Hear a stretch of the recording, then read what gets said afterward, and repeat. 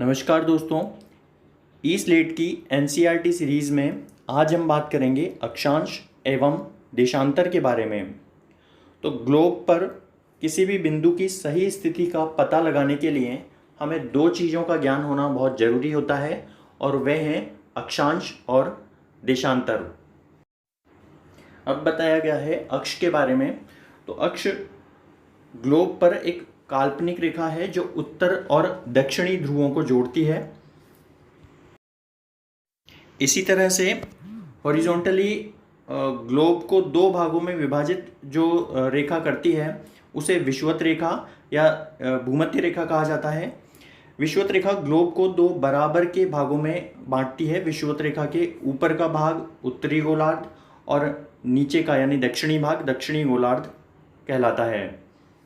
इसी तरह से विषुवत रेखा के दोनों ओर यानी उत्तरी और दक्षिणी गोलार्ध में समानांतर वृत्तों को अक्षांश कहा जाता है।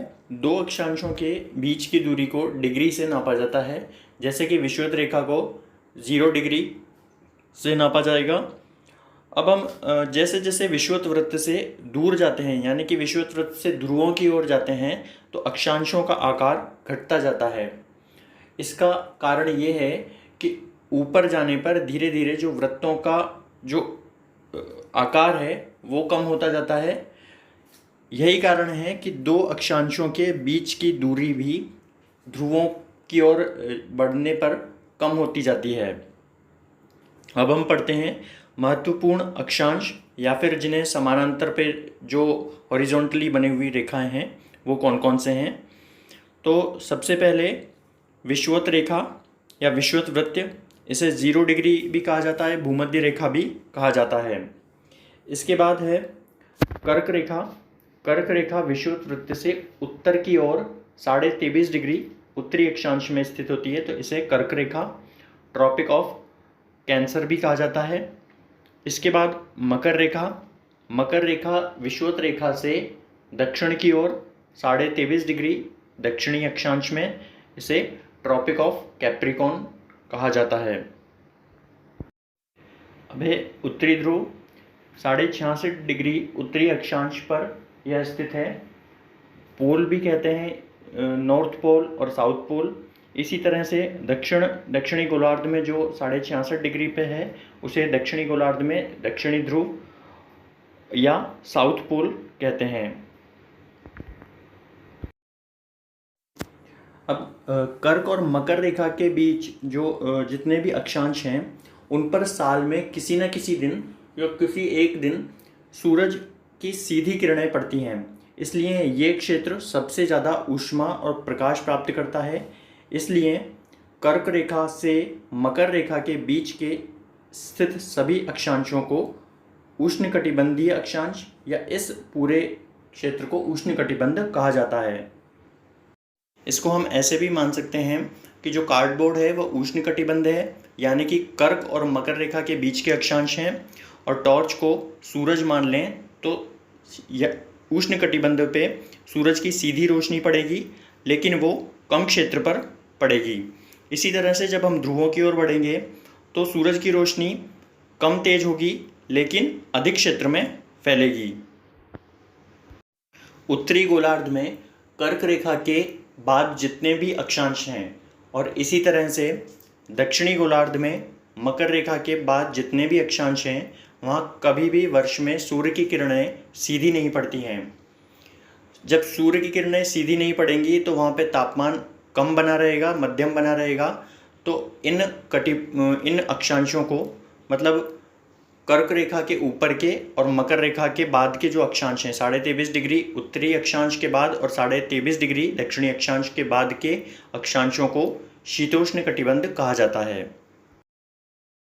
इसी तरह से उत्तरी गोलार्ध में 66.5 डिग्री उत्तरी अक्षांश से ऊपर का जितने भी अक्षांश हैं और दक्षिणी गोलार्ध में 66.5 डिग्री दक्षिणी अक्षांश के बाद के जितने भी अक्षांश हैं उन्हें शीत कटिबंध कहा जाता है। इन्हें ही उत्तरी ध्रुव उत्तरी गोलार्ध में और दक्षिणी गोलार्ध में दक्षिणी ध्रुव कहा जाता है। अब हम बात करते हैं देशांतर की। तो यहाँ पे मानचित्र में दो द्वीप दिखाई दे रहे हैं, एक प्रशांत महासागर में है टोंगा द्वीप और दूसरा ये हिंद महासागर में है मॉरिशस।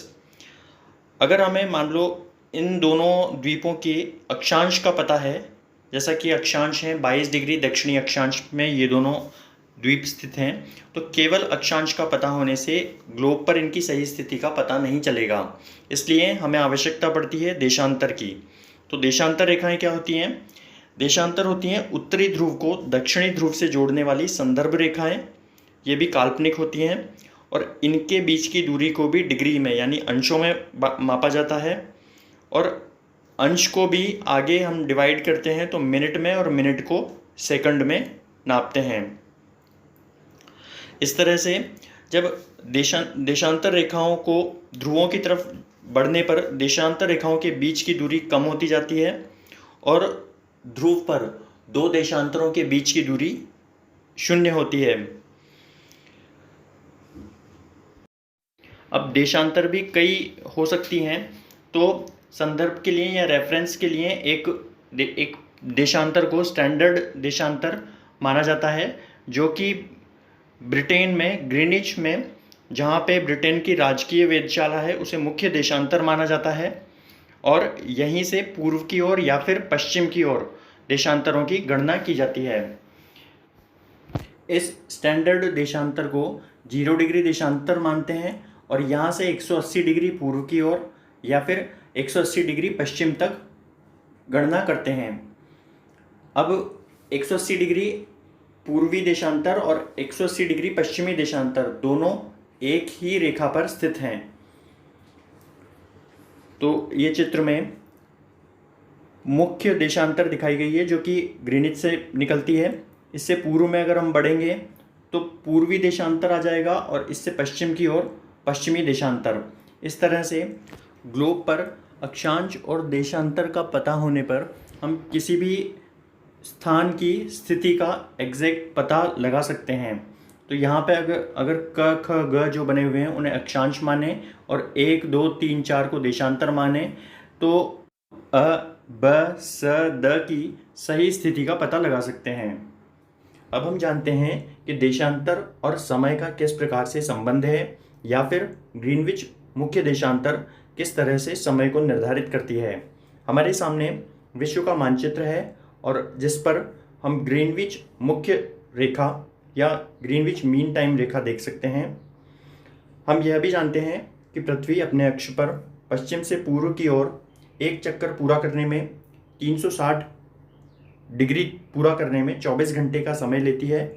इस तरह से इसी कैलकुलेशन को हम आगे करें तो 15 डिग्री तय करने में पृथ्वी को 15 डिग्री का चक्कर लगाने में 1 घंटा लगता है, और इसको आगे कैलकुलेट करें तो लगभग 4 मिनट में पृथ्वी 1 डिग्री तय करती है।